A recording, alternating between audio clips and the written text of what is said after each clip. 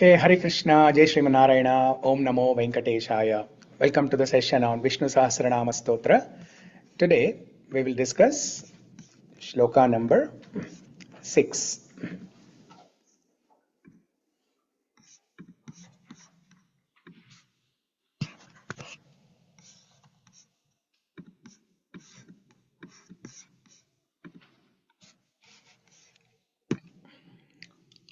So last week we discussed Shloka number 5.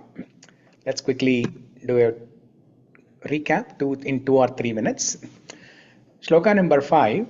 Swayam bhushamburaditya pushkaraksho mahasvanaha anadinidhano dhata vidhata dhaturuttamaha. So Swayambhu, one who exists by himself, one who appears by himself. Swayambhu. Shambhu, one who gives happiness to people.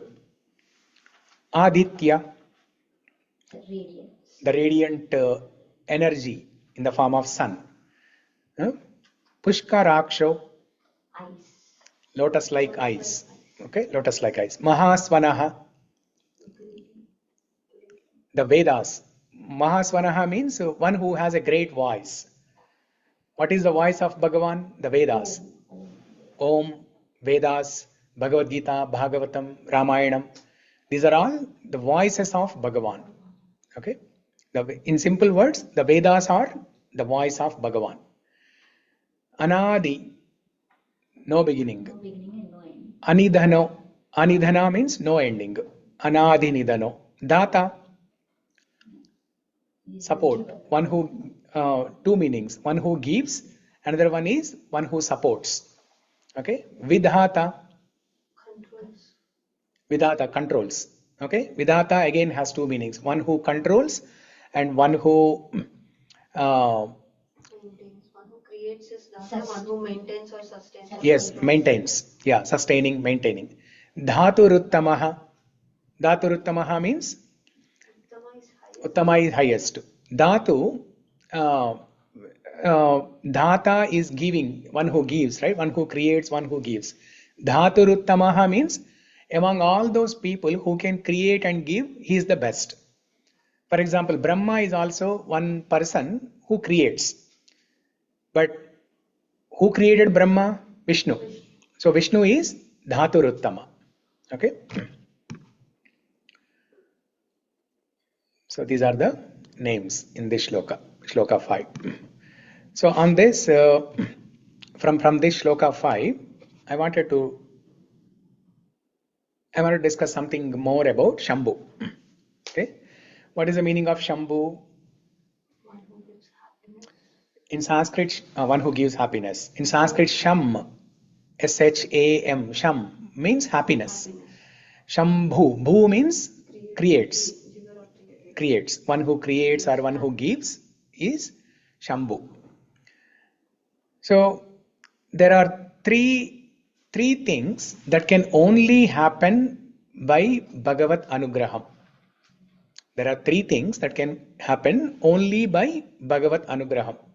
Other things you may be able to do with some little hard work, you may be able to do. But there are 3 things that can only happen with Bhagavad Anugraham, by the mercy of Bhagavan. What are those 3 things? Manushyatvam, Mumukshatvam, Mahapurusha, Samashraya. Manushyatvam. First of all, getting this human birth itself is very rare. And even after getting human birth, being human, in this human body, being human is even more rare. There are so many people in this world, but how many people are actually behaving like human? Okay. If everybody is focusing on only eating, sleeping, meeting and defending, then there's no difference between animal and human.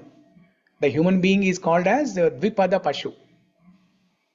But the human being is given a special prerogative to inquire into the absolute truth. The human being is given the special intelligence to inquire about the absolute truth. Jijñāsa.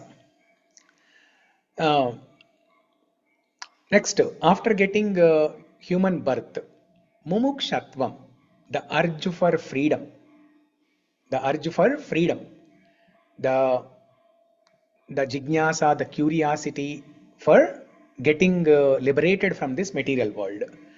Because once you start living in the material world, you will know how difficult it is to live in the material world. It's full of miseries, right? So actually you both can come in the center here, so I can look straight. Yeah, move your chairs.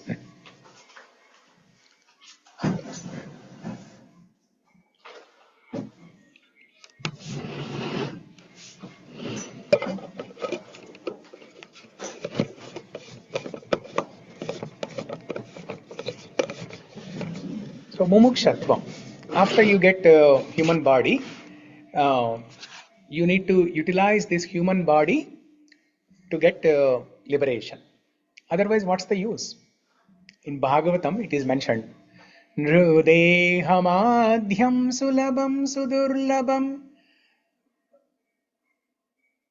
plavam sukalpam guru karnadaram mayanukulena nabhasvateritum puman bhavabdhim natare sa atmaha. Atmaha means the killer of the soul. That person will be called as a killer of the soul who does not utilize this human body to cross over from this material ocean. Nrudeham adhyam sulabam sudurlabam. This human birth is very rare to get, but somehow we got it. Did we do any tapasya in the previous lifetimes? Do we know? Do we remember? No. If all the human beings who have gotten the human birth now, if it is a result of tapasya from previous lifetime, everybody should be behaving like human and everybody should be cultivating spiritual knowledge. That's not happening, right? That means they did not do tapasya. So there's no question of maybe. Maybe some people, very few, okay, one in a billion might have done some tapasya to get human life. By the way, before human life, to get tapasya, can an animal do tapasya? No. No, right? No, they can also do. Huh? They can also do in their own way. Tapasya. No. Not like standing and holding hands up and in different forms. Yeah. But they. Uh, Now, first of all, animals, their body is designed in such a way that, or their intelligence is designed in such a way that it is only meant for 4 things: eating, sleeping, mating, and defending, surviving. That's all. The cat, for example, has the intelligence, but its intelligence is only to know when to enter a house when the owner of the house is not at home, so that the cat can drink milk. That much is the intelligence. and How to catch the rat. And how to survive itself, how to defend, how to protect the cat itself. But the cat is not given the intelligence to come to the temple or to sit in a class like this or to do homam. So there's no possibility of animal doing tapasya to get a human life. But only by Bhagavat Anugraha we got this human life. Now, after getting human life, we have to inquire and strive for liberation, mumukshatvam. And third one is Mahapurusha Samashraya, the Guru. Finding a Guru and taking shelter of Guru. Okay, taking instruction from Guru. The rarest alignment, finding a realized master. So these 3 things happen only by Bhagavat Anugraha. Now, why are we talking about this? In the context of Shambhu. Shambhu means the giver of happiness, right? So, giver of happiness, he gives karma phala, he is karma phala pradata, and he also gives jnana phalam, knowledge. He also gives jnanam, jnana phala pradata, karma phala pradata and jnana phala pradata. So, in the context of jnana phala pradata, these 3 things, manushyatvam, mumukshatvam, mahapurusha, samashraya. Because when Bhagavan gives jnanam to us the spiritual knowledge, okay, the Adhyatmika Jnana. With that, we can become happy. And that is the meaning of Shambhu, right? Shambhu means one who gives happiness. Bhagavan doesn't give us iPhone, gadgets, all these things to make us happy. Bhagavan's way of making us happy is, Bhagavan's gift to us is Vedas. Vedas. Okay? Bhagavad-gītā, all the Chatur Vedas, Rāmayanam, Bhāgavatam, and so on. So, Manushyatvam, Mumukshatvam, Mahapurusha, Samashraya. Okay, another example. Okay, let's say we got this birth, the human birth. Again, did we do any tapasya to get an opportunity to read Bhagavad-gītā? Or did we do tapasya to come and attend Vishnu Sahasra Nāma Stotram class like this? No. It happens only by Bhagavad Anugraha. Okay. So Bhakta Anugraha and Bhagavad Anugraha. So by giving the spiritual knowledge, Bhagavan makes us happy. Now this is further discussed or elaborated with two examples. Using a nyaya in Sanskrit. In Sanskrit, there are nyayas. There are 7 different nyayas. What are those nyayas? Nyaya in Sanskrit is logic or reasoning. If you want to understand certain thing, there is a basis that is called logic. For example, there is something called as Chandrashaka Nyaya. Chandrashaka Nyaya means trying to see the far distant moon from in between the branches of a tree. Chandra is moon, Shaka is branches. Like a mother, if she wants to show the moon to a child, 1 year or 2-year-old child, the mother asks the child, Kanna, can you see the moon? The child will say no, right? Because the child doesn't have the ability to comprehend that far distant object.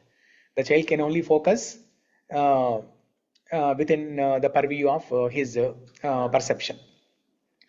Now the mother, how does the mother help the child look at the moon? The mother will ask the child to focus. Okay, Lala, you're not able to see the moon. Okay, Kanna, you don't see the moon. Can you see the tree? The child will say yes, Mama. The mother will ask the child to focus between the 2 branches, and then the moon will appear between the 2 branches. So Chandra Shaka Nyaya. So being able to see the Chandra through the Shaka. Like that, there are 2 Nyayas called Marjhara Nyaya and Markata Nyaya. We have seen all this. So let's talk about Markata Nyaya first. What is Markata Nyaya? Markata means monkey. Marjala or Marjara. In Sanskrit, Ra, La can be interchangeably used. There is a sutra called Rala Abeda. Ra, La, Abeda. Ra, La can be interchangeably used. Ra can be placed in place of La. La can be put in place of Ra. Like that. So this is Marjara or Marjala, both. So Markata Nyaya. What is Markata Nyaya? Monkey. How does the monkey, mother monkey or father monkey, carry the child monkey from one place to another place? The monkey has to hold. The monkey, the child monkey, either it has to sit on the back of the mother monkey or hanging onto the neck with both hands. Okay, so hold on to the neck of the mother monkey, and then the mother monkey will carry the children from one place to another place. That means some effort is needed. The child monkey has to put some effort. Whereas the kitten, Marjara Nyaya, in Marjara Nyaya, what happens? The kitten doesn't have to put any effort.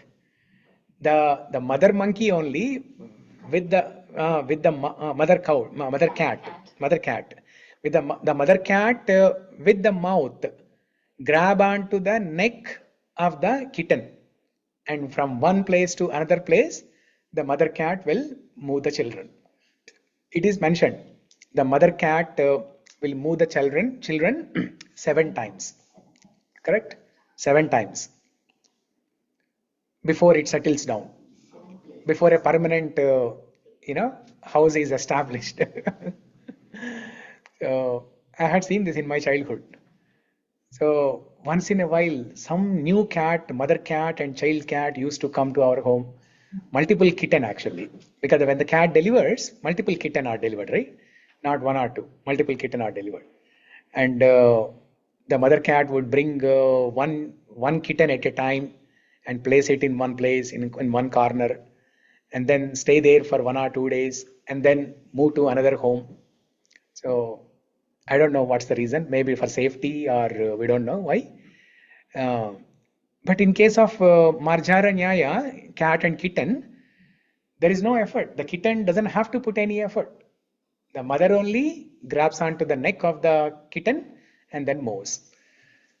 Now, with Bhagavan Anugraham, this can happen like this. Bhagavan is so merciful, he is Krupa Sindhu, Karuna Sindhu, that even if we don't put any effort also, he will make this arrangement.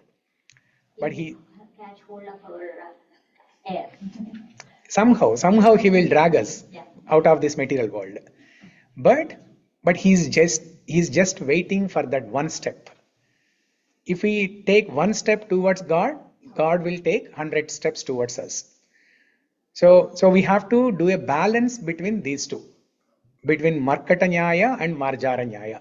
In the beginning, we have to follow Markata Nyaya. We have to hold on to the mother monkey. We have to hold on to Bhagavan. We have to put some effort. We have to do this Shravanam, Kirtanam, Vishnu Smaranam, Archanam, Padasevanam, Dasyam, Sakyam, Vandanam, Atmanivedanam. Hearing Bhagavad-gītā, hearing Bhagavatam, hearing Vishnu Sahasra Nāma Stotram, Ramayanam, and so on. As we are doing this, Bhagavan will be pleased, and then he will apply Marjara Nyaya. Then he will only hold on to us. Okay? Now this is explained with another example. Ganga river, all the rivers, not only Ganga, but all the rivers, what do? They keep on flowing, and eventually they'll merge into ocean. And that place where Ganga meets and merges into the ocean is called Ganga Sagara. Ganga Sagara. When Ganga meets into the ocean, you can't even, looking at the water, you can't differentiate whether it is Ganga water or oceanic water. So similarly, when you are balancing between Markata Nyaya and Marjala Nyaya, you can't actually differentiate, is it my own effort or is it Bhagavat Anugraham? So, because Bhagavan is taking an active role in uplifting the devotees, only with Bhagavat Anugraha we are getting Manushatvam, Mumukshatvam, Mahapurusha, Samashrayam. So that's why you can't differentiate whether it is Markata Nyaya or Marjala Nyaya. Is it individual effort or divine embrace? Ultimately, it is divine embrace. Okay?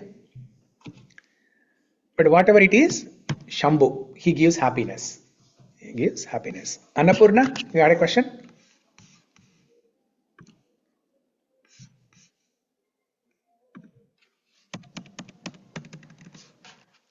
Annapurna, can you hear me? Okay.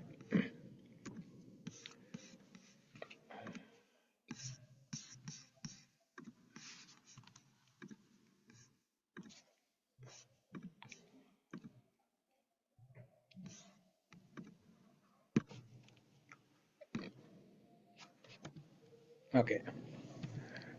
Next, Aditya. We discussed this already in the previous class, but I'll quickly touch upon this for a minute or two. Aditya has two meanings. One is Aditya means Surya Bhagavan. Another meaning of Aditya is there are 12 Adityas in a group called Adityas. Like Adityas, Yaksharas, Kinnaras, Charanas, like that. There is a group of Devatas called Adityas. There are 12 radiant sun, or there are 12 solar deities.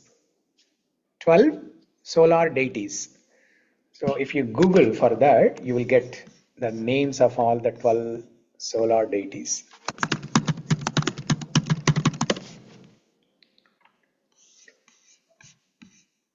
See, these are the 12 solar deities, 12 Adityas.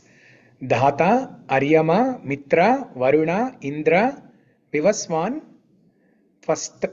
Tvashta, Vishnu, Amshuman, Bhaga, Pushya, Prajanya. So these are the different solar deities responsible for ruling this cosmic universe in different ways. Basically, they are all providing energy in different forms. Just like how we have energy coming from electricity, energy coming from fire, energy coming from the sun itself. So like that, different elements are producing different types of energies. So similarly, these 12 Adityas, they supply different, they supply energy in different forms. And among all these 12 Adityas, Vishnu is the topmost. Adityanam aham Vishnu, Krishna tells in Bhagavad-gītā. Okay, and he's worshipped. Aditya or Surya Bhagavan is worshipped by many people in India, right? As Surya Bhagavan, the famous Surya Namaskara. Every day they wake up and after taking bath, They offer water and they offer water and then do Surya Namaskara. Namaskara is the pranama and also the yogic asanas, 12 asanas of Surya Namaskara. So there is a Aditya Hrudayam within Valmiki Ramayana section. There is a section called Aditya Hrudayam. So like that, this Aditya is basically, it is Vishnu in the form of Aditya. He is that one source of energy who is illuminating other Adityas. The other 11 Adityas, they are like mirrors. So this one Aditya, Vishnu Aditya, is giving energy to other Adityas. Just like when you have a candle, one candle that is already lit up, you can use that candle to lighten up other candles. So similarly, this one Surya, Aditya, Vishnu, will light up or will empower, will give energy to other 11 Adityas so that they can also supply energy. One of the meanings of Aditya is the son of Aditi, right? Aditi. Yes. Yeah. So, son of Aditi and Kashyapa. Yeah. Then now Vishnu means before the birth of Vishnu, we have Aditi and Kashyapa, right? No, Vishnu comes from Krishna. Actually, Vishnu comes from Sankarshana. Sankarshana comes from Krishna. Now, that Vishnu, he appears in different avatars. One of the avatars is Kashyapa. Yeah, who is the son of Aditi. Yeah.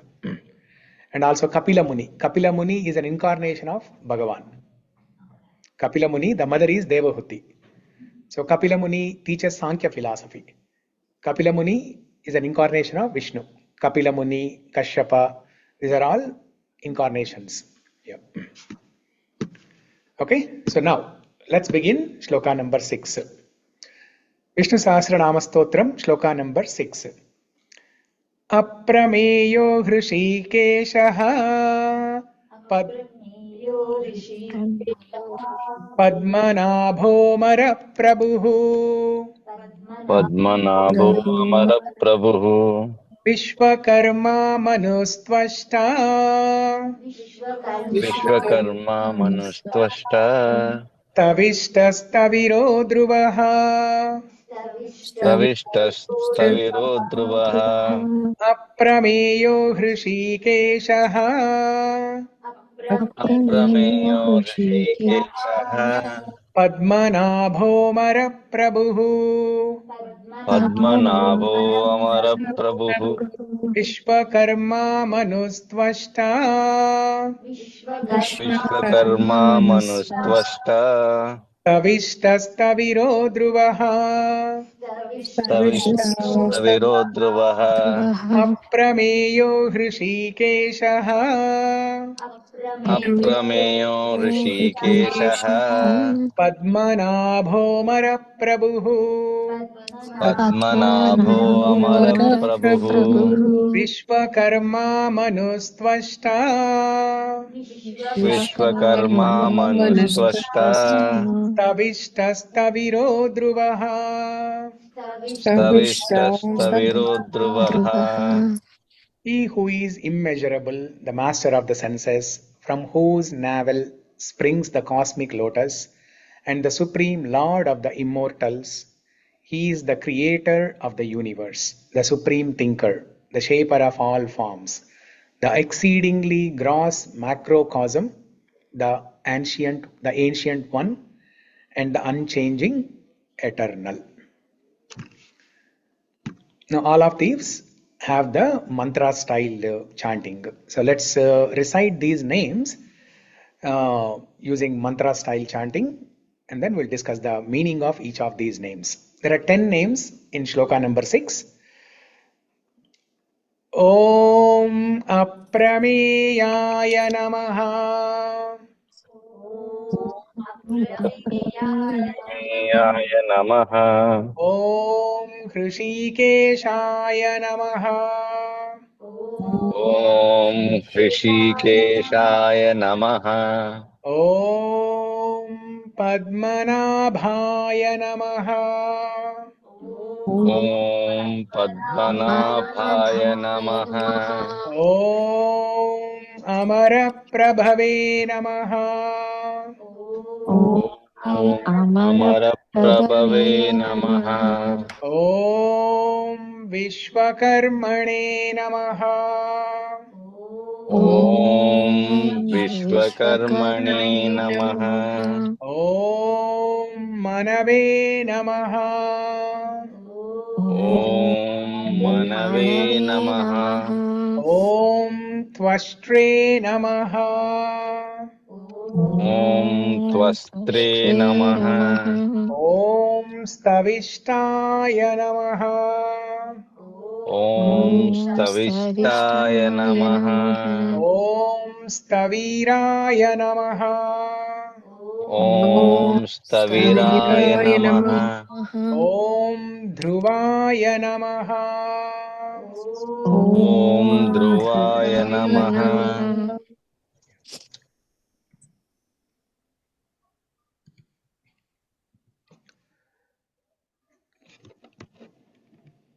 Okay, so these are the names: Aprameya Hṛṣīkeśaḥ Padmanābho'maraprabhuḥ Viśvakarmā Manustvaṣṭā Sthaviṣṭhaḥ Sthaviro Dhruvaḥ. These are the 10 names.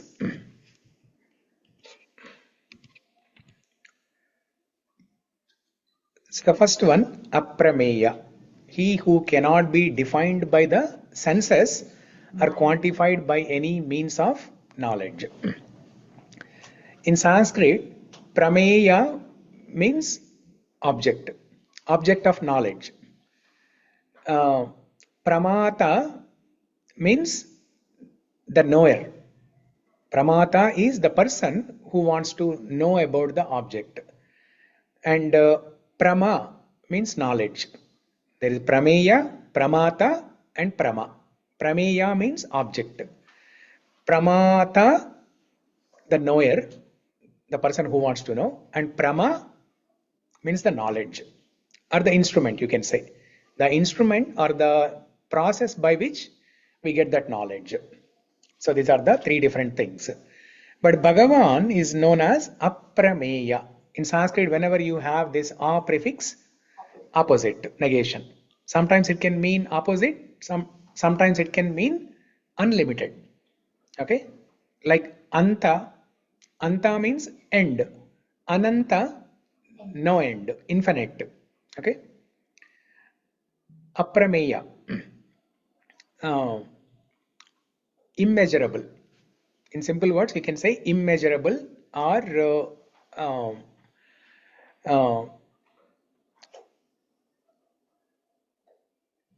incomprehensible or uncomprehensible? What is the correct word in English? Kirtana? Is it incomprehensible or uncomprehensible? Okay. Yeah. Whatever it is. That which we cannot comprehend. That which we cannot comprehend with our senses. When we say Bhagavan is Aprameya, he is not an object that can be understood by the senses. Mind or intelligence. Yeah, by the senses, mind or intelligence. Because we know that we understood the meaning of the Sanskrit word Prameya. Prameya means object. So he is not an object for the senses to be understood. Okay. Now we have the Pancha Karmendriyas and Pancha Jnanendriyas. Pancha Jnanendriyas are the senses with which we acquire knowledge. These are the input. These are the things which take input. And Karmendriyas are the ones with which we function. We perform various tasks. The hands, legs, all those things. So these are the output senses. Okay, the senses with which the output comes out. So input senses and output senses, Karmendriyas and Jnanendriyas. And we have mind and intelligence. So we cannot understand Bhagavan with any of these things. We cannot understand Bhagavan with our five senses.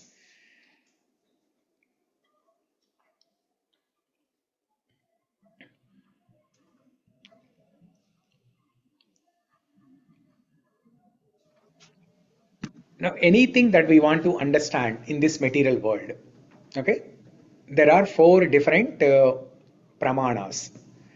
They are called Pratyaksha Pramana, Anumana Pramana, and Upamana Pramana, and Shabda Pramana. Okay, Pratyaksha Pramana, direct perception. You see something and you learn something about it. Okay, the eye, whenever it sees something, for example, when I see that tree, I get some knowledge saying that the tree is so big, it has so many branches, the leaves are green, it has flowers, fruits, vegetables, or whatever. Some knowledge, you get it. Simply by seeing, you get it. Direct perception.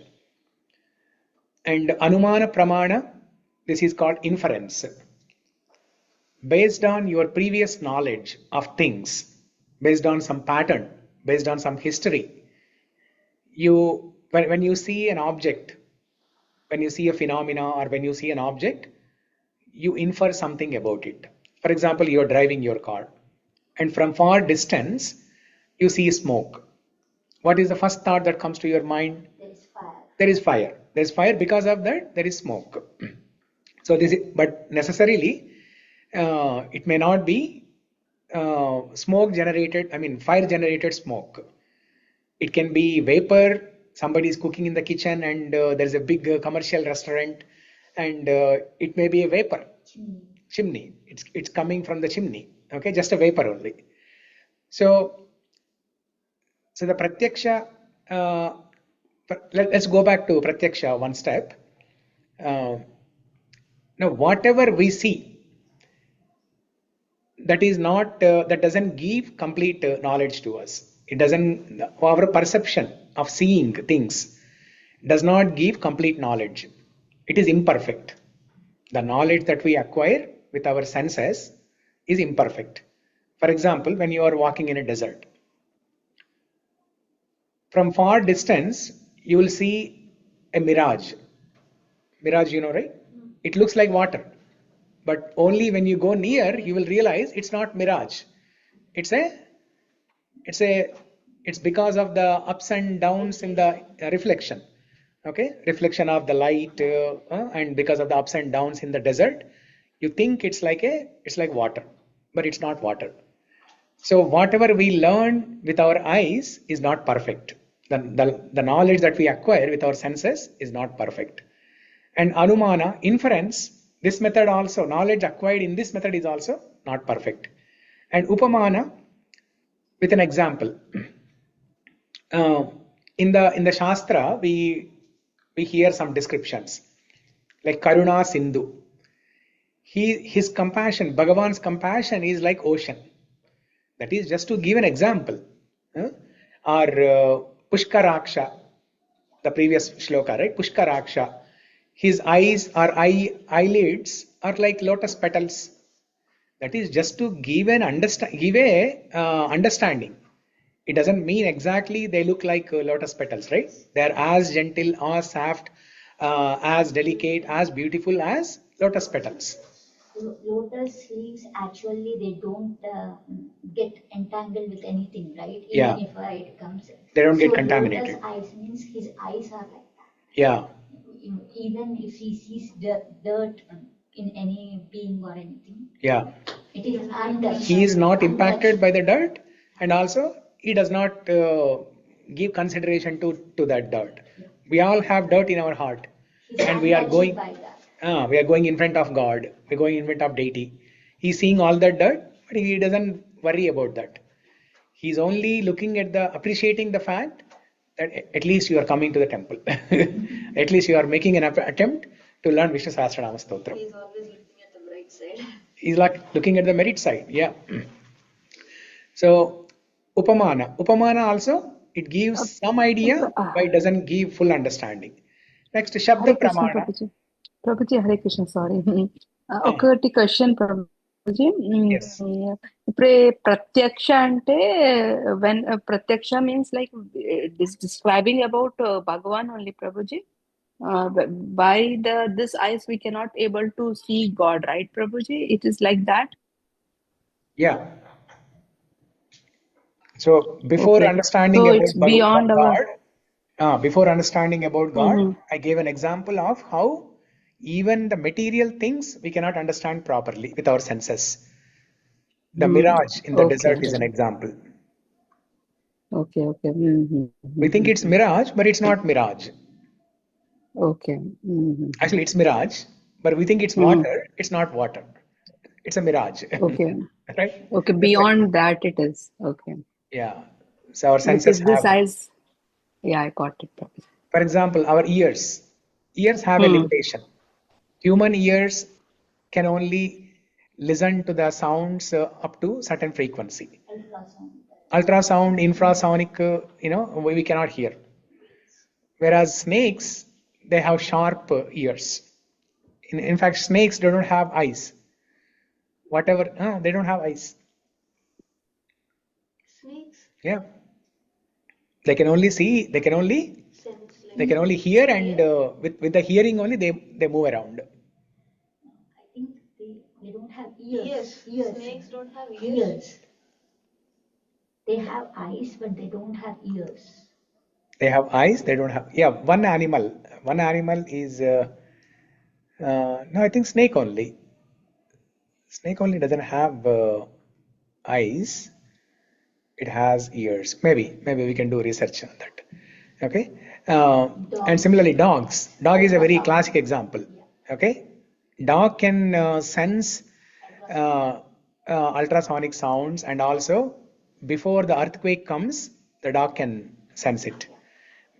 As soon as the tremors start, much beneath the tectonic plates, the dogs can identify that sound. Okay. So we have these limitations. All the senses have limitations. So with the limitation of these senses, even understanding the things in the material world is very difficult. Then what to speak of understanding about God? That's why he is Aprameya.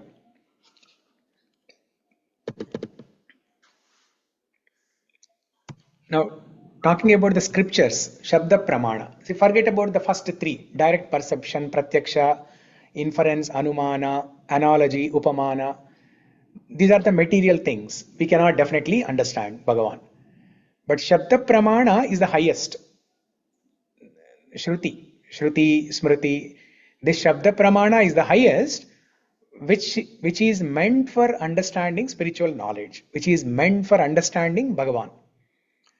Shabda Pramana means Bhagavad-gītā, Bhāgavatam, Ramayana, Vishnu Sahasra Nāma Stotram. These are all Shabda Pramana. But even after reading Vedas, even after reading Bhagavad-gītā, Bhāgavatam, Ramayana, still one cannot understand Bhagavan fully. Okay, we can understand some up to some extent, but not fully. Bhagavatam, there is a shloka. Yam Brahma Varunendra Rudra Maruta Stunvanti Divyaistava Vedai Sanga Padakramopanishadhair Gayanti Yat Samaga Dhyanavastita Tatgatena Manasa Pashyanti Yam Yogino Yasyantam na vidhu sura suragana devaya tasmai nama. In that shloka in Bhagavatam, it is mentioned, all the devatas, Brahma, Indra, Chandra, Agni, Varuna, Vayu, they're all reciting Vedas. They're all glorifying Bhagavan with all stuti stotrams. But still, they cannot understand him fully. Yasyantam na viduhu. Anta means end. They cannot understand him till the end. Na viduhu means no, they cannot know. They cannot know the end of Bhagavan. They cannot understand everything about Bhagavan. So, because every aspect, every feature, every guna of Bhagavan is like an ocean. Talking about the beauty of Bhagavan, Saundaryam, Saundarya Jaladi, that itself is an ocean.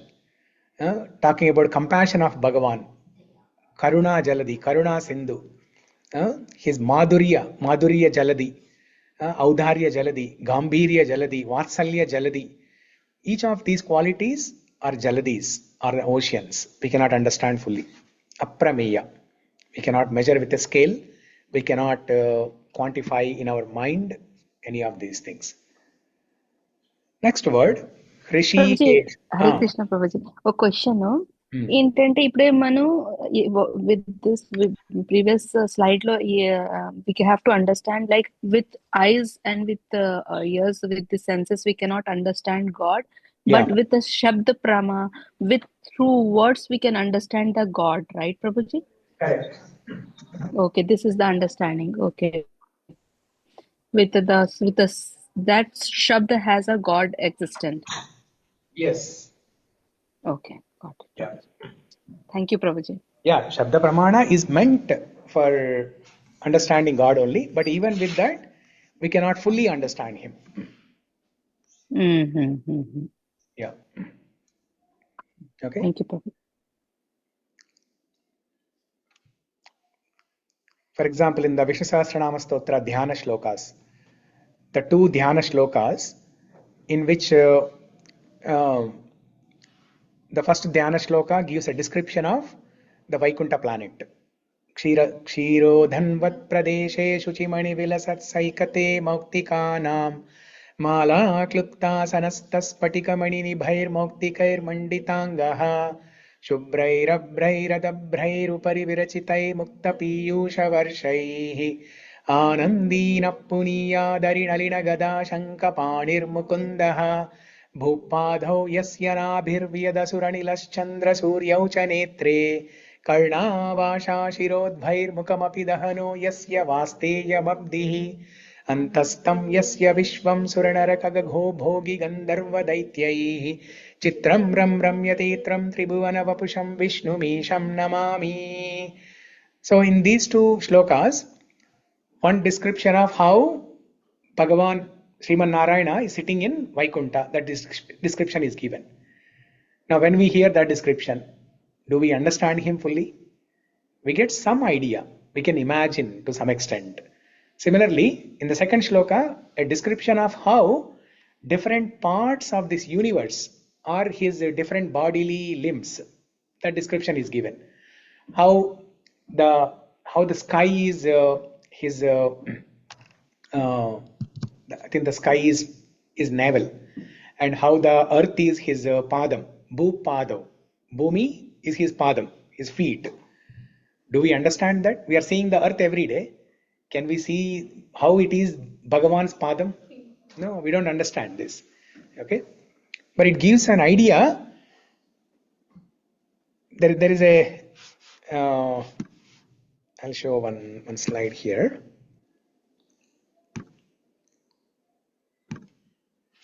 So one Acharya, he says that after reading entire, here it is actually, having read the 4 Vedas, The Lord's limitless wealth is indescribable. The purpose of reading Vedas, the purpose of going through the Shabda Pramana is to come to a conclusion that we cannot understand God. He is Aprameya. We cannot understand Him. He is immeasurable. We start with an attempt to understand Him, but after reading the Vedas, we come to a conclusion, no, we cannot understand Him. And that is a correct conclusion. We should not think that, oh, then what is the purpose of reading the Vedas? If we cannot understand Him, what is the purpose? It means we cannot understand Him fully, but you will definitely understand. You will definitely understand, and He will give you, He will reciprocate, He will give you experience, He will give you bliss. That's why He is Shambhu. He gives happiness, right?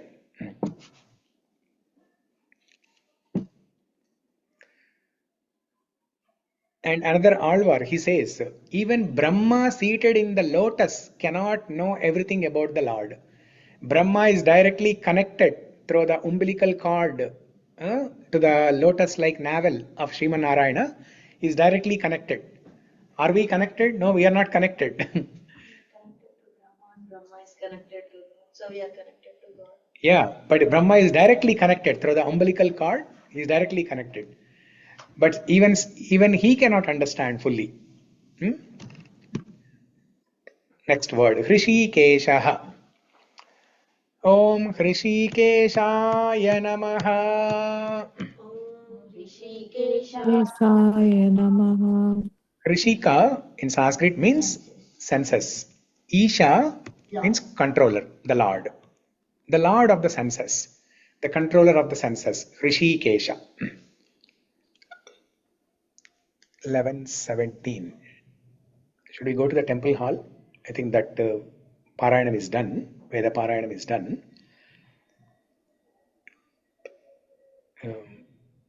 Because we can spend another 1 hour. But just now I hear a bell. Is something going on? Kirtana, can you go and check? So Hṛṣīka, senses, and Isha is the Lord. Another meaning of Hṛṣīkeśaḥ is Hṛṣī means happiness. Kesha means rays. Just like a sun radiating the energy through the sun rays. Similarly, Bhagavan, he's Ananda Brahma. One of the names of Bhagavan is Ananda Brahma. So that Ananda Brahma, he is emanating happiness. He is radiating happiness like through the rays. Okay? Hṛṣīkeśaḥ. Hṛṣī is happiness. Kesha, we're discussing the names from 6th Shloka. Aprameyo Hṛṣīkeśaḥ Padmanābho'maraprabhuḥ Viśvakarmā Manustvaṣṭā Sthaviṣṭhaḥ Dhruvaḥ. Om Aprameyaaya Namaha. Om Aprameyaaya Namaha. Om Hṛṣīkeśaḥaya Namaha. Om Hṛṣīkeśaḥaya Namaha.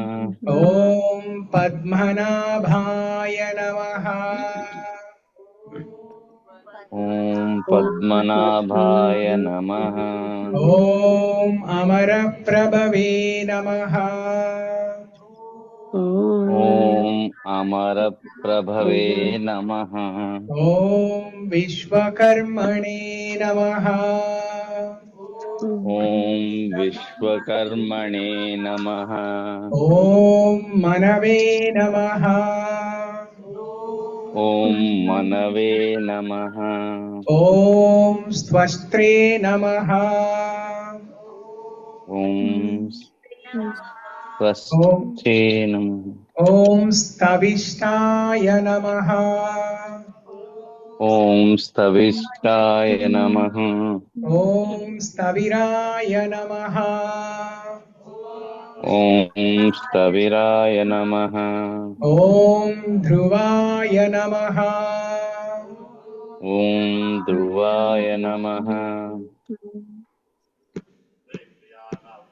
So Aprameya, the immeasurable, we discussed this. And Hṛṣīkeśaḥ, there are two meanings of Hṛṣīkeśaḥ. One is the Lord of the senses, another one is The one who gives happiness, who emanates happiness.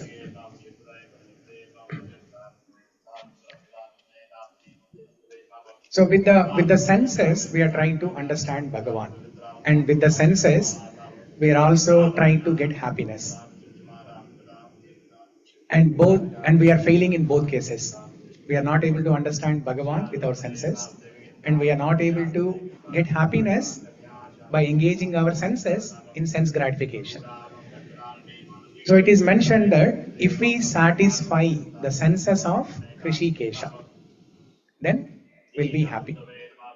Instead of satisfying our own senses, if we satisfy the senses of Bhagavan, who is Hṛṣīkeśaḥ, who is the master of the senses, then we can become happy. Why? Because when we make him happy, we also become happy automatically. It is like a root of a tree. How does the tree get nourished? By watering the root only. You don't water the branches, leaves and fruits individually. So Bhagavan is like that root, Mooladhara. So when we water the root, the entire tree gets nourished.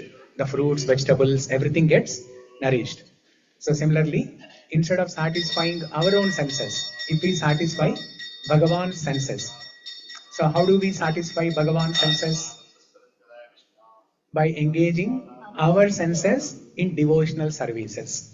In Mukunda Stotra, it is beautifully mentioned by Kulshekara Alvar, how each of our senses are engaged in, they can be engaged, each of our senses can be engaged in different services. Jihve kirtaya keshavam muraripum cheto bhaje sridharam Pāṇidvandva samarchaya chutakatah Shrutradvayatvam shruno Krishnam lokaya lochanadvaya harer gacchangri yugmalayam Jigragrana mukunda pada tulasi murdhannamadokshajam. Jihve kirtaya. Jihva means tongue. With the tongue, you sing the glories of Bhagavan. What exactly we are doing now is Kirtana.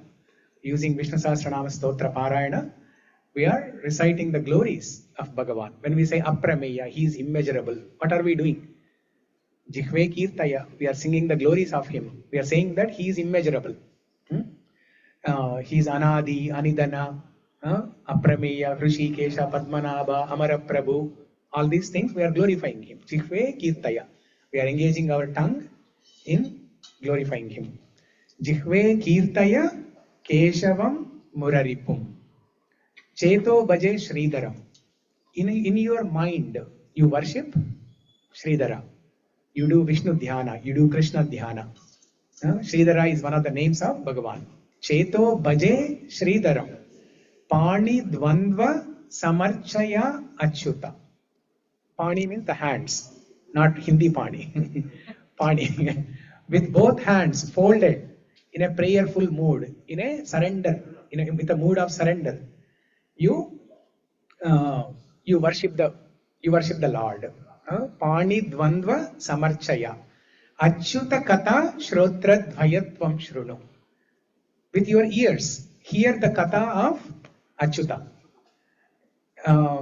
Jigra Grana Mukunda Pada Tulasim. Jigra means nose. Grana, to smell. Jigra Grana Mukunda Pada Tulasim. O nose, smell the tulasi that is offered at the lotus feet of Mukunda. And with your legs, walk to the temple of Bhagavan. Gacchangri Yugmalayam. Gacha means to go. Angri, feet. Yugma, two. With both feet, you walk to the temple. Gacchangri Yugmalayam. So, Murdhannamadokshajam. Murdhana means to bow down. With your head, you bow down at the lotus feet of Bhagavan. So like that, if we engage all our senses in satisfying the senses of Bhagavan, who has a name as Hṛṣīkeśaḥ, he will be happy and we will be happy. It is not like he is waiting for us to do something, only then he will become happy. He is Atmaram. But his goal is to make us happy. That's why Hṛṣīkeśaḥ, the second meaning of Hṛṣīkeśaḥ is, if you look on the right side of the screen, the second meaning of Hṛṣīkeśaḥ is what? One who distributes happiness, one who radiates happiness. How? When we engage our senses in worshipping his senses, in serving his senses, we become happy. Next, Padmanābha. Padmanābha means one who has lotus-like navel. In the previous shloka, Pushkaraksha, one who has lotus-like eyes. Here, lotus-like navel. In Kunti Devi's prayers, Kunti's Stuti, Kunti Devi says, Namo Pankajanaabhaya, Namo Pankajamaline, Namo Pankajanetraya, Namaste Pankajangraye. You want to sit here? There are people, they do pradakshina. So, sit here. Either you come here or you come here. So let's do the shloka again. Namo Pankajanaabhaya, Namo Pankajamaline, Namo Pankajanetraya, Namaste Pankajangraye. So Kunti Devi is saying that, oh Krishna, you are like a lotus garden. You are like a lotus garden. Your navel is like lotus. Namo Pankajanaabhaya, Namo Pankajamaline. You wear the forest flower, Vaijayanti Mala. Namo Pankajanetraya. Your eyes are like lotus flowers, lotus petals. Namaste Pankajangraye. Angri means feet. Your feet are like lotus. Everything about Bhagavan is like lotus. Everything about Srimad Narayana, Sri Mahalakshmi is like lotus. In the Sri Lakshmi Ashtottara Stotram, everything about Mahalakshmi is described as lotus only. She sits on lotus, she holds a lotus, her face is like lotus, her mouth is like lotus, her feet are like lotus. Everything about Sri Mahalakshmi is lotus. So here Padmanābha is navel is like lotus. From that Padmanābha comes, from the Nabi of Srimad Narayana comes a lotus. From one Padmam, another Padmam comes. Right? From that Padmanābhi comes another Padmam. And on top of that Padmam, who appears? Brahma. So Brahma is also called Padmanābha because he has appeared in Padmam. That's why he is also called as Padmanābha. Padmanābha, the source of the universe. Because that single, lotus-like navel of Bhagavan. So if you try to imagine that Bhagavan's lotus-like navel, right? So navel, it appears like it is just about to blossom. It is just about to bloom. It's not completely open. It's half closed like that, right?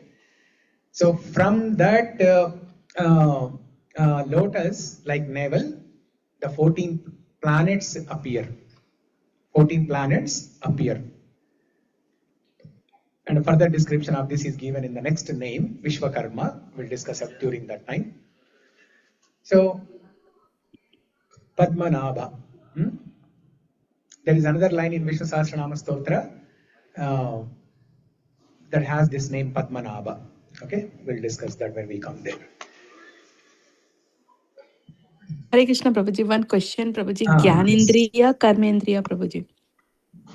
అని చెప్పారు కదా.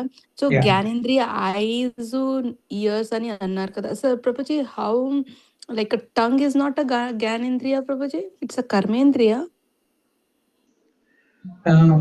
See the Jnanendriyas, Shabdam, Sparsham, Rupam, Rasam, Gandham. The ability of hearing, that is Jnanendriya. The ability of smelling, that is Jnanendriya. The ability of seeing is Jnanendriya. The ability of touching is Jnanendriya. Okay. But Karmendriyas means hands, legs, speech, and Visarjanendriyas and Jananendriyas. Jananendriyas, reproducing organ and excreting organs. Okay? These are the Karmendriyas. Basically, whatever the bodily functions happen, they happen through these Karmendriyas. Okay? Okay. Thank you, Prabhuji. Yeah. Next word is Viśvakarmā. Padmanābho'maraprabhuḥ. 49th name is Amaraprabhuḥ. Amara, Mara means those who will die. Amara means those who will not die. Who are these Amaras? Devatas. Will they not die? They will. But they live for a much longer time. It appears as if they live for eternity. That's why they are called Amara. I mean, compared to our lifespan, the lifespan of Devatas in Svargaloka, Indra, Chandra, Agni, Varuna, Vayu and so on, their lifespan is much longer. It almost appears they are Amaras, they are immortal. What is the age of Brahma? 320 trillion years. According to earthly calculation, Brahma's age is 320 trillion years. But after living for that long, he will die, right? He will die. Yeah. He will die and then another Brahma will appear. Yeah. They don't call that as incarnation. No. So he'll be annihilated along with everyone else and then another Brahma will appear. Yeah. So Amara Prabhu, master of the Devas. Amara is Devas, Prabhu, the Lord. He created the Devas, Agni, fire, Varuna, Vayu, and empowered them with some functional identities, administrative departments. He granted them conditional immortality to execute his divine will across the cosmos. Now talking about Amara Prabhu, there is an interesting story. Do you remember Kirtana from beginning days? Like you said, Mara means tree, and one person was hearing this mantra and praying for Maraprabhu. Yeah. And then the Pujari comes and scolds him like you are reciting it wrong. And then the next day, the Vishnu appears in his dream and says that, why did you scold my devotee? Yeah. Whatever he said is correct. Is correct. Yes. Yeah. So the story is, we discussed this and many of you know this, but for those of you who do not know, the story about Amara Prabhu. In South India, long time ago, there was an illiterate person who was, one day he was walking in the street, and when he came to one particular house, he was hearing Vishnu Sahasra Nāma Stotram.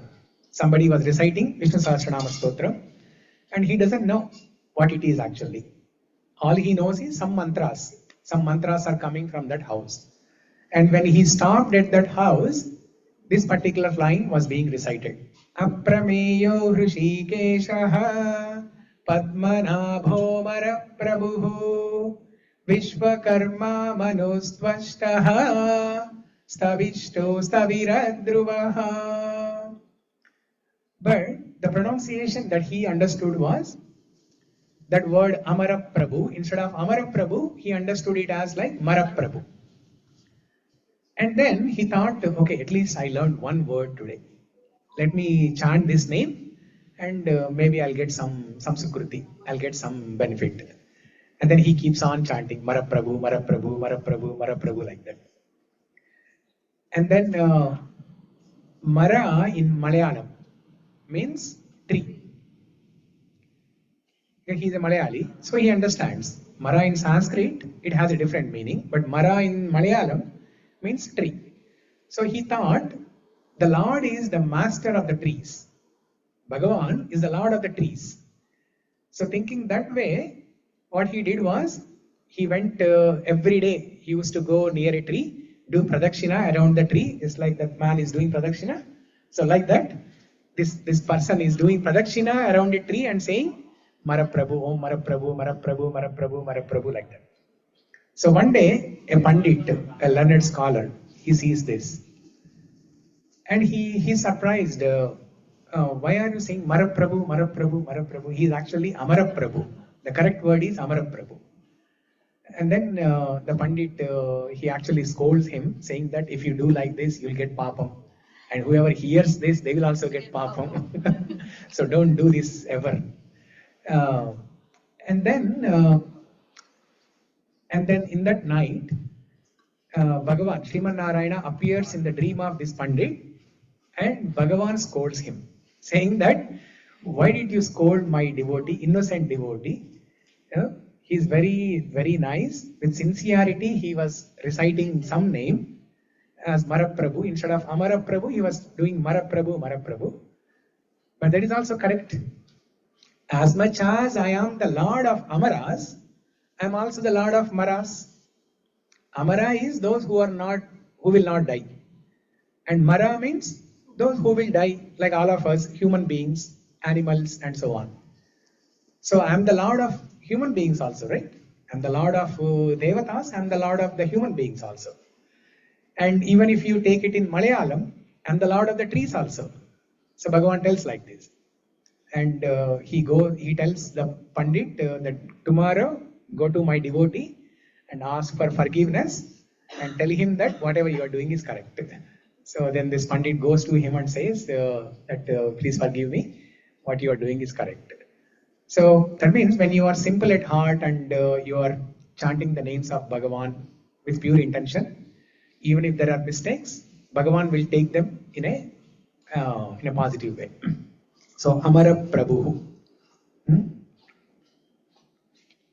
Viśvakarmā. Next word is Viśvakarmā. Om Viśvakarmane Namaha. Viśvakarmane Namaha.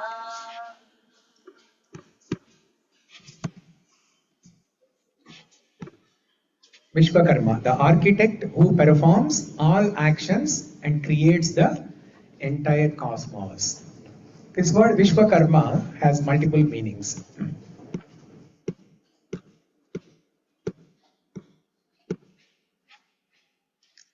Viśvakarmā means he is the creator of this gigantic universe containing so many planets. He is the source of the entire creation. One meaning of Viśvakarmā is the great creator. The great creator. Because there are innumerable number of universes, not just one universe, right? Innumerable number of universes. Ananta Koti Brahmanda. And he is Ananta Koti Brahmanda Nayaka. So now creating such a creation at such a massive scale is possible only by Bhagavan. That's why he is called as Viśvakarmā. Another meaning of Viśvakarmā is he who makes who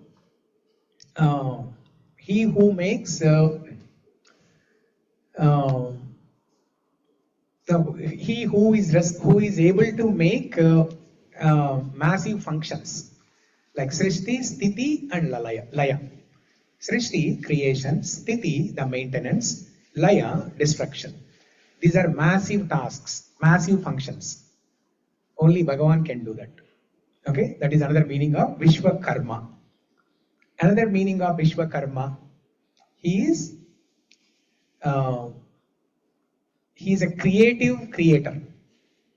What is creative creator? Artistic creator. Artistic creator. Anything that he creates, there is a design in it. There is a beauty in it. Have you heard about Fibonacci series in mathematics? Fibonacci series. What is that? The numbers the number that is coming up next adds up to the previous numbers, like 1, 2, next 3, next 5, kind of adds up to the previous numbers. Yeah. And also there is something called as Fibonacci triangle, I think. Okay, so the scientists, they have discovered by studying some structures in the universe, in the material world. For example, the shank, the beauty of a flower, the beauty in a painting. For example, what is the famous painter? Ravi Verma. Yeah. So the paintings painted by Ravi Verma, they studied all these different things and they found one common pattern in everything. That means they are able to draw this Fibonacci triangle using the pattern given in those structures. And they concluded that everything in this universe is based on this design principle, Fibonacci series principle. For example, if a person looks beautiful or handsome, on the face there has to be some Fibonacci pattern. So then only they'll be beautiful or handsome. So a beautiful lotus flower, there has to be Fibonacci pattern, then it is beautiful. So later on you can do the research about Fibonacci theory and Fibonacci triangle. That means it is not an ordinary random creation. It is an artistic, creative creation with an intelligence design, with an intelligent master behind the creation. That is one meaning of Viśvakarmā. Another meaning of Viśvakarmā is an architect. Now, what is an architect? Structures, designs. Who designs, and also he takes care of the intricate details of the creation. He takes care of the intricate details of the creation. So when Bhagavan, he creates the material elements, Pancha Mahabhuta, earth, water, fire, air, ether. He creates them and then gives them to Brahma to create Brahmandas and to create people in it. Now, who gets the intelligence that Brahma has to create all these things? Where is that intelligence coming from? It is coming from Vishnu. So, even though Brahma is the secondary creator, but Vishnu is the primary creator. He does the Sarga and Brahma does the Visarga. So that's why he is Viśvakarmā, means architect. Next, Manu, the thinker. In Sanskrit, there is a word manana. Manana means to repeat, to repeatedly think. Okay, manana. So whoever does mananam is called Manu. Okay, if you are doing mananam, you are also called Manu. And we all do mananam, right? When we study something for an exam, what do? We do mananam. We keep on repeating in our mind so that we remember and we will do well in the exam. So whoever is doing mananam, they are called Manu. And Bhagavan is the greatest Manu, is the greatest thinker. Charnik, yeah, is the greatest thinker. He is called Manu because of his great faculty of thinking. He mentally visualizes the act prior to the act itself. Everything that is happening in the world, it happens through the Ichcha Shakti of Bhagavan. What is Ichcha Shakti? Simply by his desire. Simply by his desire it happens. Okay? Now, with this regard, an Acharya gives a very nice example. For example, let's say you invite me to your home and you are showing me your home. You have shown me the first floor, the kitchen, living room and all those things. And then you're taking me on the staircase to show upstairs rooms. Which you did actually, right? You gave me a tour of your home once. So now let's say when we are going on the staircase, let's say the power went off. It's completely dark. Now let's say there are 18 steps on the staircase. Now because you know how many steps are there and you know where the landing pad is, where the last step is and where the landing pad is, you can directly enter on the landing pad and walk into the rooms. But since I am coming for the first time, What I will do, because it's dark, even after the 18th step, what will I do? I will think that there is one more step. So I will lift my foot or leg up as if I am climbing the stair. But will there be another stair? No. But Bhagavan's Ichcha Shakti is like that. If Bhagavan thinks that there is a step there, a step manifests there. A 19th step will appear there. 19th stair will appear there. That is the power of Bhagavan's Ichcha Shakti. So everything that happens in this material world, everything that is functioning or we are seeing in this material world, it is happening through the Ichcha Shakti of Bhagavan. When Bhagavan, Srimad Narayana, is lying down, reclining in the causal ocean, simply by his desire, simply by his breathing, Ananta Koti Brahmandas appear. So Manu, thinker, he mentally visualizes the act prior to the act itself. Remember we discussed last week How he creates the Srishti plants and all, like Yes. imagine like he creates the primary fundamental parts, he thinks it, and then with his Shakti he creates them and takes the real form, Yeah, and then when Pralaya comes they go back to like, into his garbha. yeah. So before the matter is actually created, the matter is created in two stages. One is Sukshma Prakriti and then Stula Prakriti. Sukshma Prakriti is the matter is created in his mind. It's not just imagination like ours. In Bhagavan's mind, it is actually created. The matter is created. Just like in our brain, there are cells. In Bhagavan's mind, if he creates matter, the matter will first manifest in his mind in Sukshma Rupa. In subtle form, the matter will appear in his mind. Then the Stula Prakriti. It will actually get a physical form. Okay, so he is the thinker. The creation of the cosmos requires only a fraction of his will. Sankalpa lava matrat.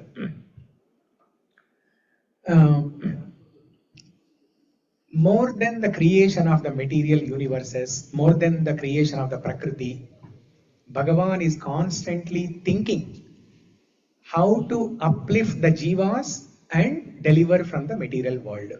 He's thinking about each one of us. And he is creating a custom tailor-made package. Okay, how he can uplift me, how he can uplift you, how he can uplift Kirtana. Everybody is thinking about them.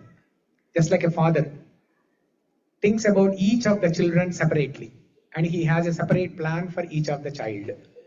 So like that, thinking, constantly thinking.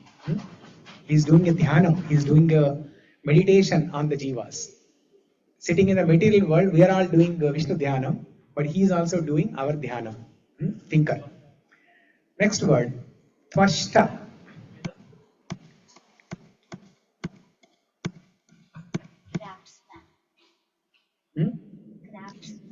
Tvastre Om Tvastre Namaha. Om Tvastre Namaha.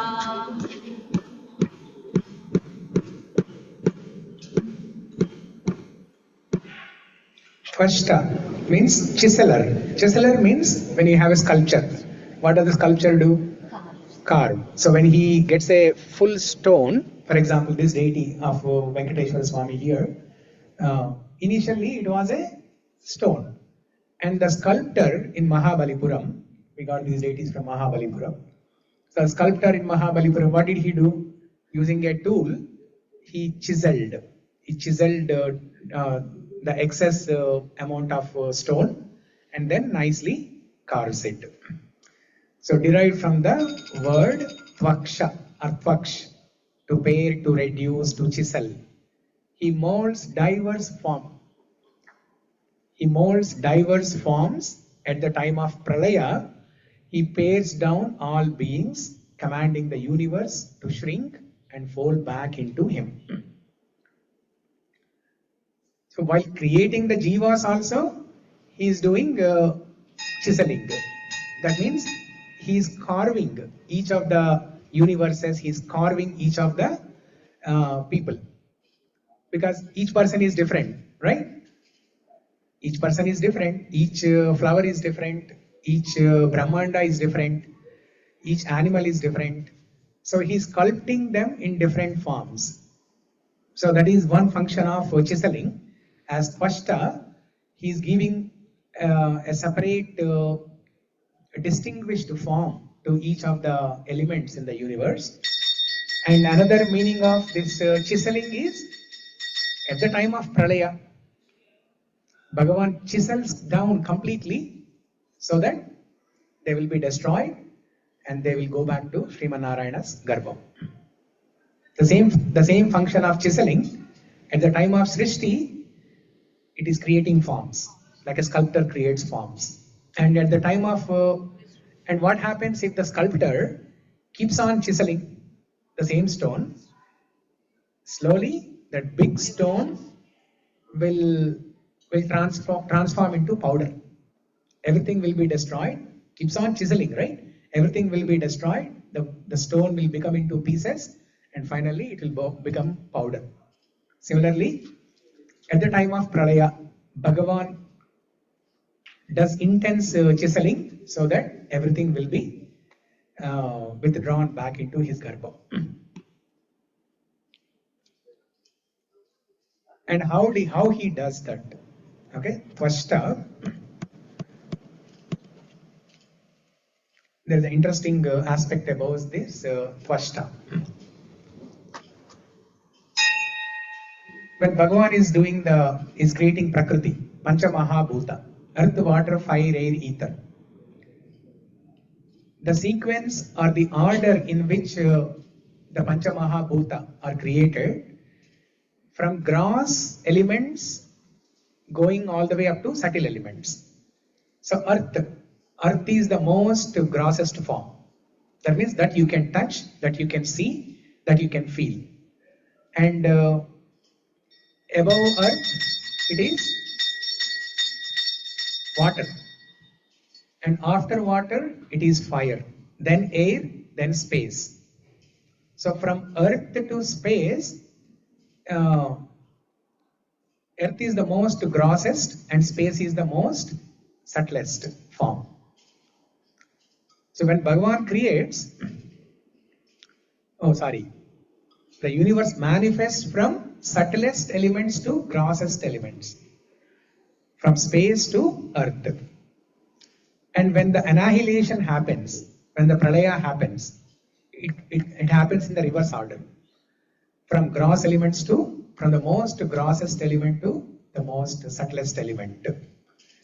To cut down or make thing, Bhagavan dismantles the universe in perfect reverse order, taking the grossest physical forms back into the subtlest unmanifest state. For example, we have the temple conducts so many festivals. Recently we had Jagannath Ratha Yatra festival and Ananda Mela festival is coming up next weekend. So many festivals throughout the year. So what happens? The day before the festival, the volunteers go and put up tents. And the next day or the night, the second day of the festival in the night, everything is dismantled. So this is Tvashta. That means they create a form to all these tents and the festival. They give a form to everything. And then once the festival is done, everything is dismantled. So that is Tvashta. To create and to destroy both. Viśvakarmā Manustvaṣṭā. Viśvakarmā Manustvaṣṭā. Next one is Sthaviṣṭhaḥ. Sthaviṣṭhaḥ. What is the meaning of the word Sthaviṣṭhaḥ? Before that, Om Sthaviraaya Namah. Om Sthaviṣṭhāya Namaha. Om Sthaviṣṭhāya Namaha. Om Sthaviṣṭhāya Namaha. Sthaviṣṭhāya Namaha. Om Sthaviṣṭhāya Namaha. Sthaviṣṭhāya Namaha. Sthaviṣṭhaḥ. He who manifests as the tangible, massive, physical macrocosm. the supremely gross. He who manifests as the tangible, massive, physical macrocosm.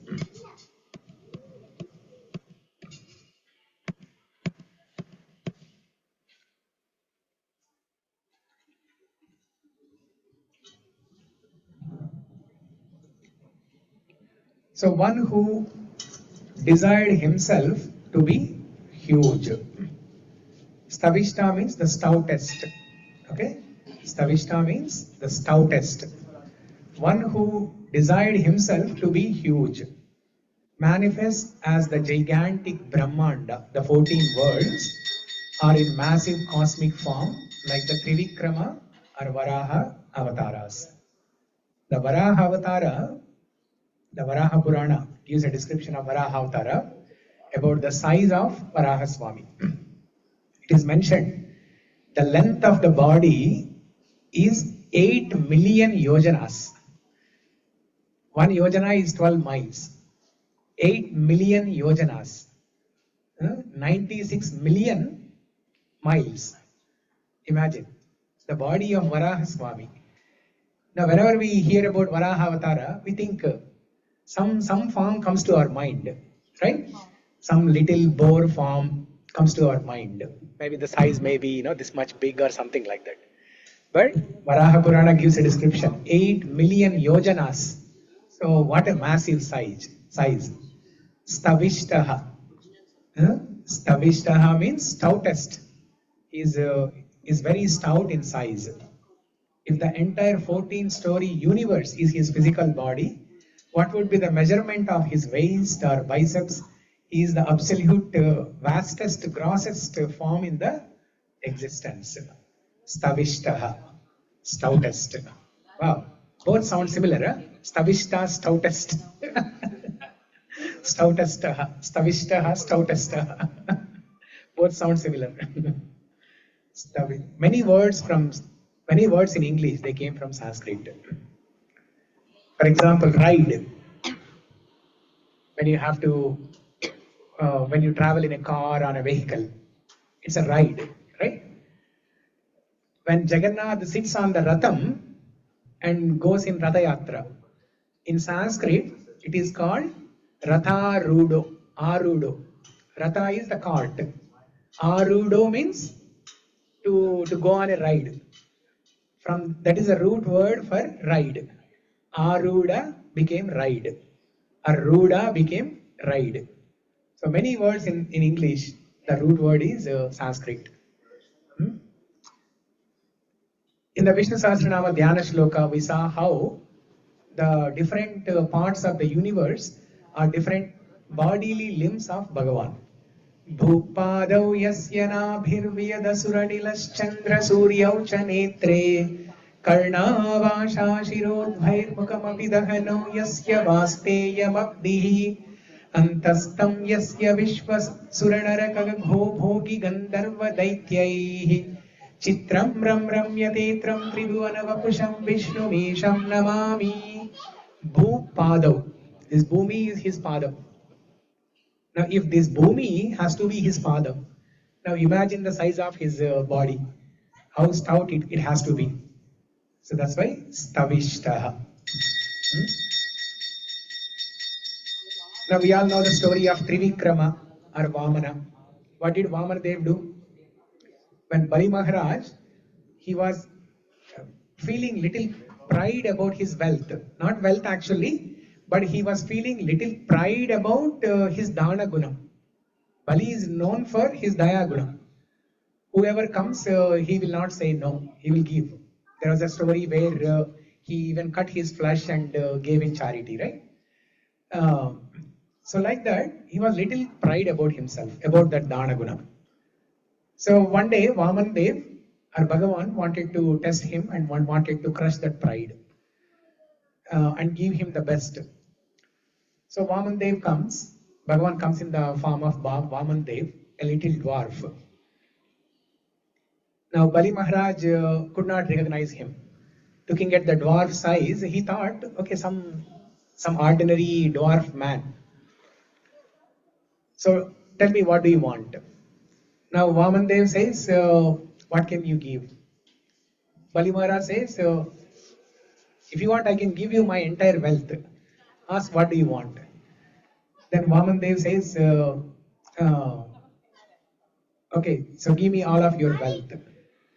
Then Vamandev, with 1 foot, he occupies entire land, because Bali Maharaj is the king of entire Varsha, entire Bharata Varsha. He is the king of entire land. So with one foot, he covers the entire land, the spectrum of land. And with another foot, he covers the entire space. And then Bali Maharaj, and then Vamandev asks. No, initially Vamandev asks, give me three steps of land. Okay, or 3 pieces of land or 3 steps of land. So 1 step, entire earth. Another step, entire space. Now Vamandev asks, where should I put my 3rd step? Then Bali Maharaj, with humility, being humble, looking at what Bhagavan has done, the gigantic, massive task, occupying the entire land with 1 foot, occupying entire space with another foot. Bali Maharaj, pride is crushed, and with humility he says, "Oh Bhagavan, please put your 3rd foot on my head." So then Bhagavan gives him the best form of liberation, vimukti, by placing his charana kamala on his foot. So Sthaviṣṭhaḥ we can see in Trivikrama form, Varaha form, and in all these things. Narasimhavatara, what a massive, gigantic form. And what to speak of Vishvarupa Sandarshana in Bhagavad-gītā? Arjuna was able to see all the planetary systems, all the devatas, Brahma, Indra, Chandra, Agni, Varuna, Vayu, all the jivas in one place, in one form. Such a massive form, Vishvarupa form. So all these examples, Trivikrama, Varaha, Vishvarupa form, they all give us an idea how big, how gigantic Bhagavan is. Sthaviṣṭhaḥ. Okay? Next one. Sthaviraha. Sthavira. Ancient or eternal. Older than the oldest. While the universe ages over millions of years, he remains timeless, ageless, and completely untouched by Kala Chakra. Sthaviraha.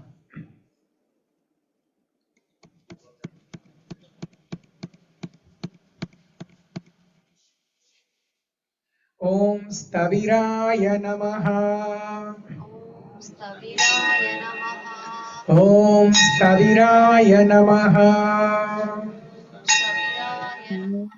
Om Sthaviraya Namaha. Sthaviraya Namaha. The ancient one, the eternal primeval being who existed before time began. He is Purāṇa Purusha, he is Adi Purusha, he is Anadi Nidana. He is the first cosmic being, first cosmic person.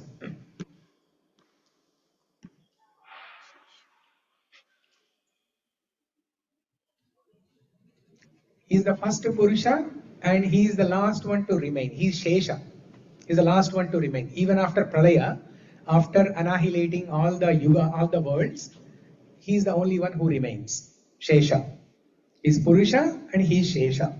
He is ancient and eternal. Dhruvaḥ, state or stability. Dhruvaḥ means fixed, stable and unmoving. Unlike clay that changes state to become a pot, Bhagavan creates everything with zero depreciation to his own form. He remains entirely whole. Om Purnamadam Purnamidam Purnat Purnamudachyate Purnasya Purnamadhaya Purnamevavashishyate. Om Purnam Adam. He is Purnam. He is complete. He is whole. Purnam Idam. What appears from him is Purnam. What appeared from him? Brahma. Brahma is Purnam. And Om Purnamadam Purnamidam Purnasya Purnam, Om Purnamadam Purnamidam Purnasya Purnamadhaya, and whatever is created by that which appeared from him is also Purnam. Brahma created all of us, so we are also Purnam. We are also complete. That means qualitatively we are complete. Quantitatively we will decay. With time we will age and we will decay, we will be destroyed. But qualitatively we are Purnam. Because we are part and parcel of Bhagavan, so we are also Purnam. Because even after innumerable number of universes emanate from him, he still remains complete. The general mathematical equation is 1 minus 1 is 0. But in spiritual calculation, 1 minus 1 is 1 only. It is not 0, it is 1 only. 1 minus 1 is 1 only. Samu, what is 1 minus 1? See, what a transformation.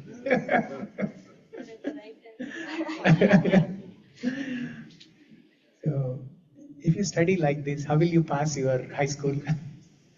If you write in your exam 1 minus 1 is 1, how will you pass? Anyway, in school you say 0, here you say 1. 1 minus, spiritual calculation is 1 minus 1 is 1. That's why he's Purnam. Om Purnamadam Purnamidam Purnat Purnamudachyate Purnasya Purnamadhaya Purnameva Vashishyate. And what remains is also Purnam.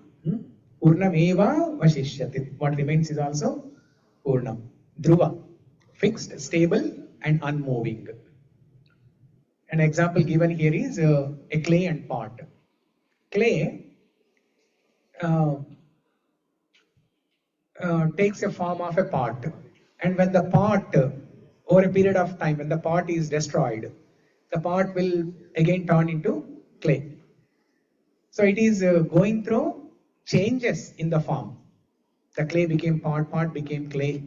It is going through some changes, whereas Bhagavan doesn't go through changes like that. He remains complete. He remains Purna. He is whole. Is that the last one? I think so. Dhruva is the last one. Okay, so we'll recite the Shloka. Aprameyo Hṛṣīkeśaḥ Aprameyo Hṛṣīkeśaḥ Padmanābho'maraprabhuḥ Padmanābho'maraprabhuḥ Prabhuhum Viśvakarmā Manustvaṣṭā Viśvakarmā Manustvaṣṭā Sthaviṣṭhaḥ Dhruvaḥ. Sthaviṣṭhaḥ Dhruvaḥ. Okay, so I think we have about 15 minutes. We cannot do another shloka definitely. So what we're going to do is, we're going to do something interesting now. We're going to, just like last time we did, right? Using Vishnu Sahasra Nāma Stotram names, we're going to recite Srinivas Stotram, Venkateshwara Stotram. So it's a fusion of Venkateshwara Stotram and Vishnu Sahasra Nāma Stotram. We'll do starting from first Nama till this current Nama. What is this Nama? What is the number of this Nama? Dhruva. What is the number of Dhruva? 55. So using 55 names from Vishnu Sahasra Nāma Stotra, we will chant in Srinivasa Stotram style. For that, I need something.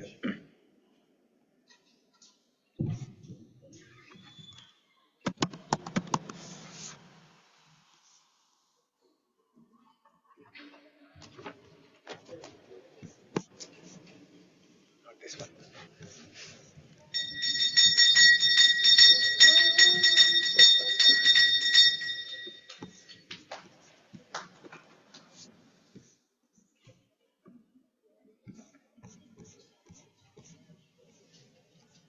I sent in the group once, right? That PDF. Vishnu Sahasra Nāma PDF is not Venkateshwara Nāma.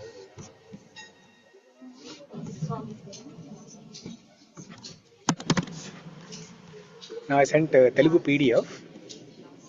I think on Toli Ekadashi day, I think.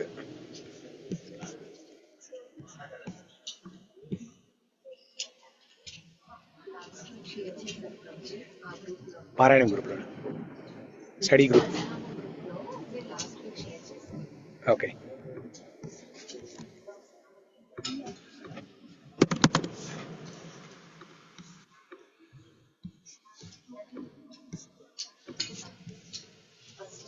First one, huh? Oh yes. Vishnu Sahasra Nāma.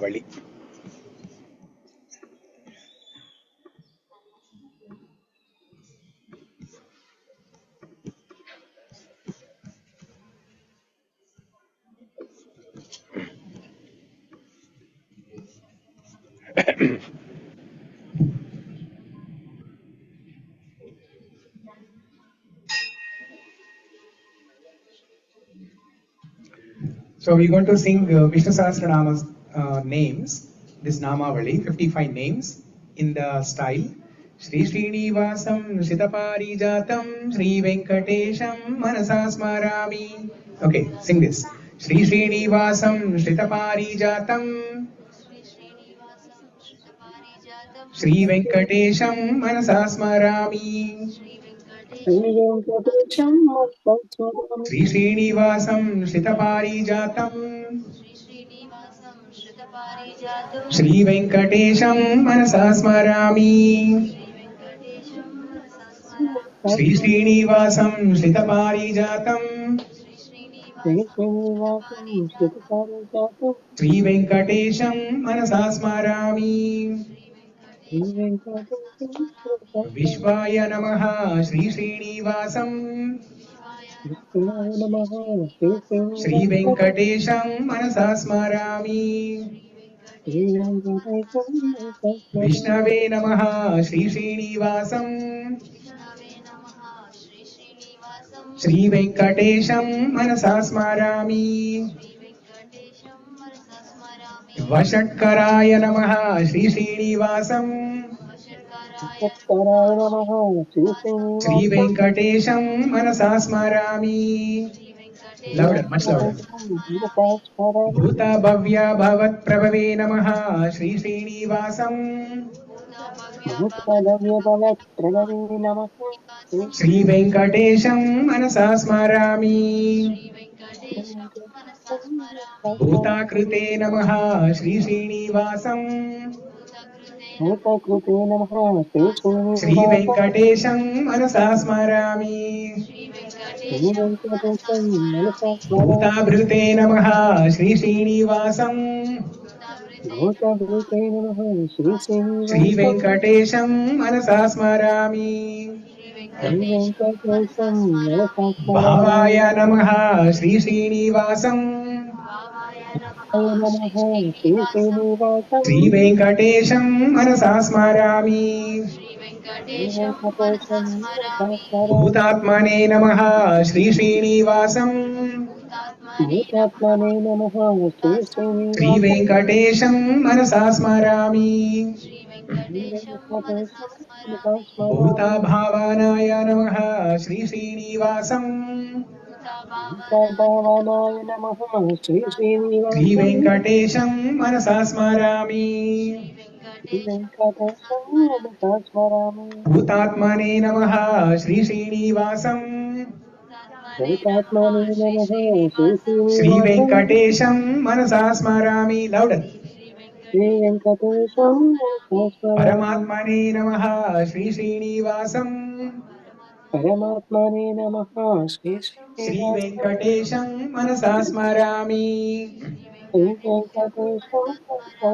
Bhuttanam Paramaghate Namaha Shri Srinivasam Shri Venkatesham Manasa Smarami. Avyayaya Namaha Shri Srinivasam Shri Venkatesham Manasa Smarami. Purushaya Namaha Shri Srinivasam Sri Venkatesham Manasa Smarami. Sakshine Namaha Sri Srinivasam. Sri Venkatesham Manasa Smarami. Kshetrajnaya Namaha Sri Srinivasam. Sri Venkatesham Manasa Smarami. Aksharaya Namaha Sri Srinivasam. Sri Venkatesham Manasa Smarami. Yogaya Namaha Sri Srinivasam. Sri Venkatesham Manasa Smarami. Yoga Vidham Netre Namaha Sri Srinivasam. Sri Venkatesham Manasa Smarami. Pradhana Purusheshware Namaha Sri Srinivasam. Sri Venkatesham Manasa Smarami. Narasimha Vapshe Namaha Sri Srinivasam. Sri Venkatesham Manasa Smarami. Srimate Namaha Sri Srinivasam.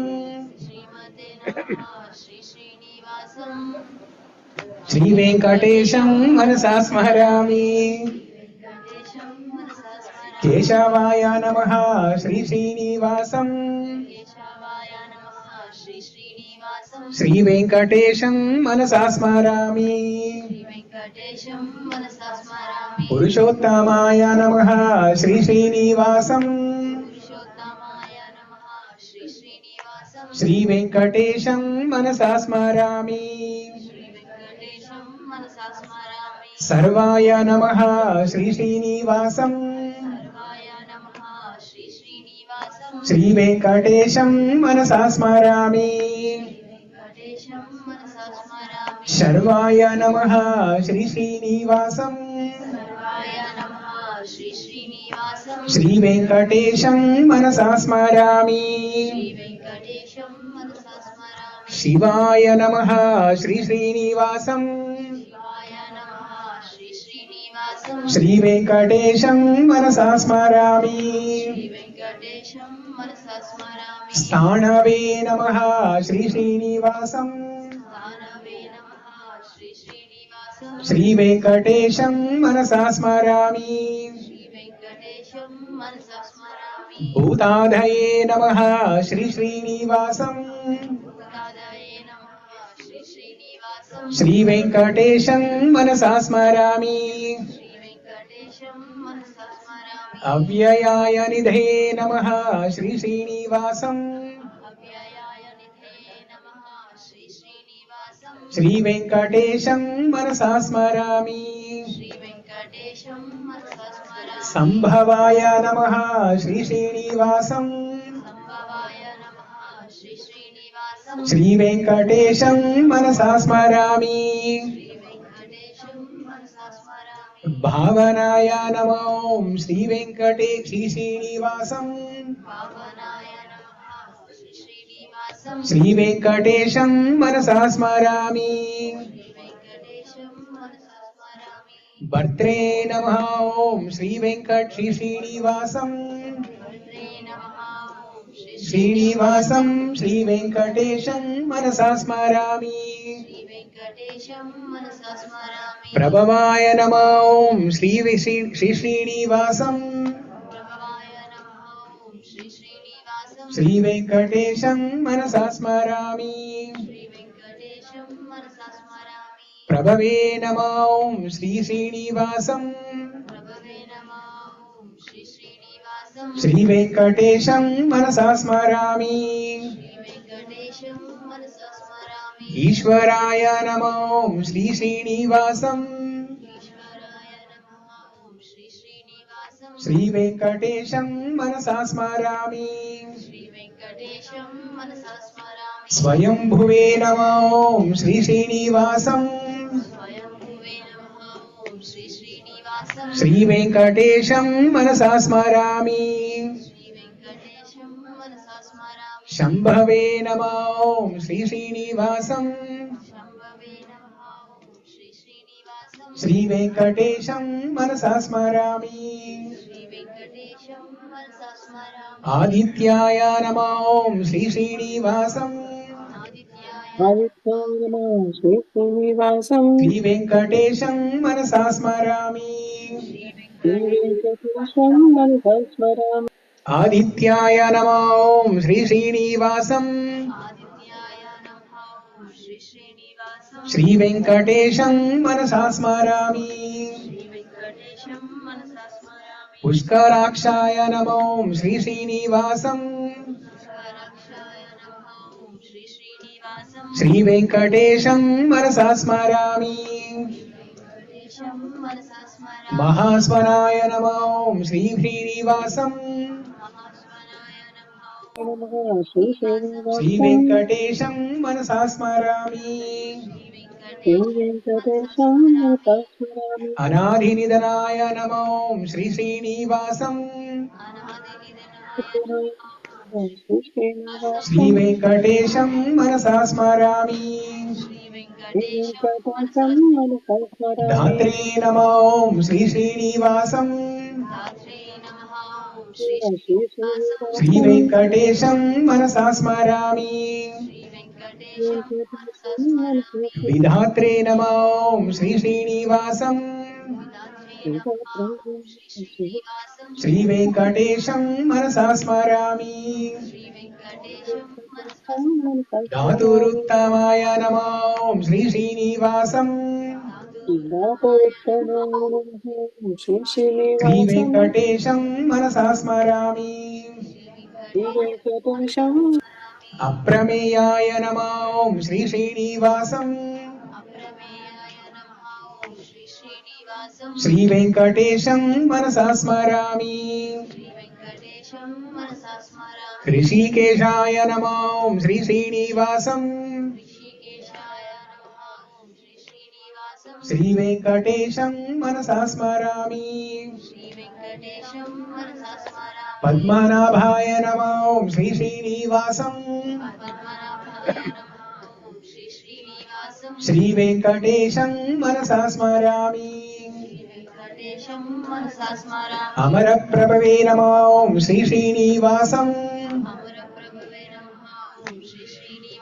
श्रीवेङ्कटेशं मनसा स्मरामि